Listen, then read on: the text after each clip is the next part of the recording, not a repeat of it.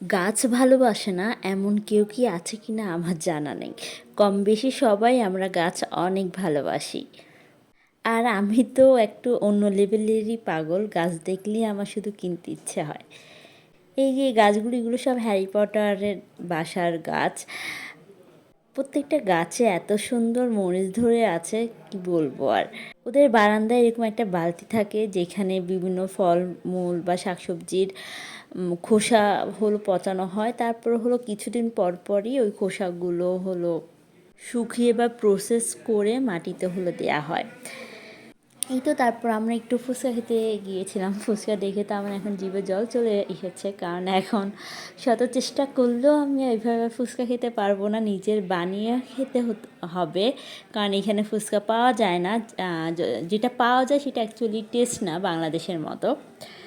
দেন ওদিন আমাদের একটা ইফতারের দাওয়াত ছিল, তাই রেডি হলাম ইফতারে যাওয়ার জন্য। অ্যান্ড ওই দিন আমাদের পুচকি সিনিয়র সাথে আমরা ফার্স্ট হলো বের হয়েছিলাম, আই মিন ওকে নিয়ে প্রথমবারের মতো আমরা বের হয়েছিলাম। আচ্ছা, পুচকি সিনিয়র হলো আমার ছোট্ট বাবুটা, আই মিন আমার বিড়াল ছানাটা।